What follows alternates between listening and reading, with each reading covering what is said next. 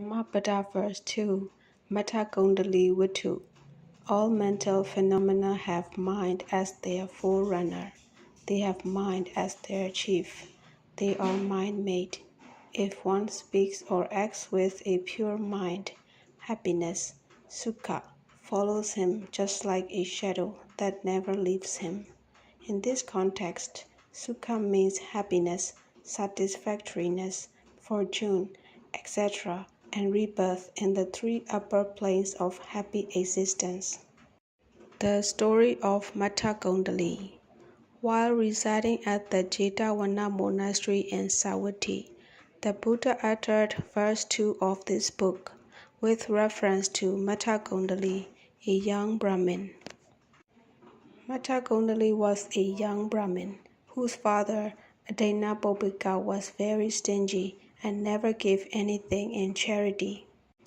Even the gold ornaments for his only son were made by himself to save payment for workmanship. When his son fell ill, no physician was consulted until it was too late. When he realized that his son was dying, he had the youth carried outside onto the veranda so that people coming to his house would not see his possessions.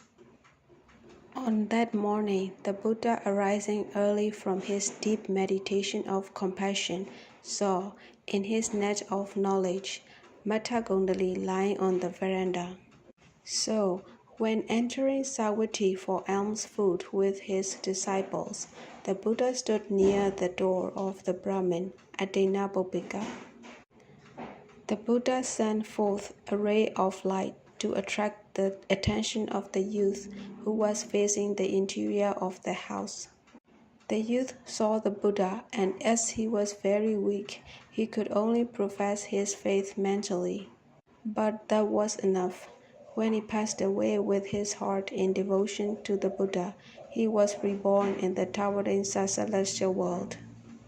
From his celestial abode, the young Matthakundali, seeing his father mourning over him at the cemetery, appeared to the old man in the likeness of his old self. He told his father about his rebirth in the towering world and also urged him to approach and invite the Buddha to a meal.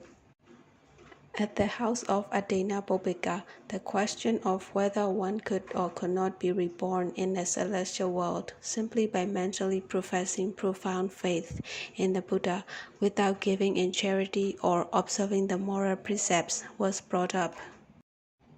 So the Buddha willed that Matthakundali should appear in person. Matthakundali soon appeared fully decked with celestial ornaments and told them about his rebirth in the towering world. Then only the audience became convinced that the son of the Brahmin at Dhammapada, by simply devoting his mind to the Buddha, had attained much glory. Then the Buddha spoke in verse as follows.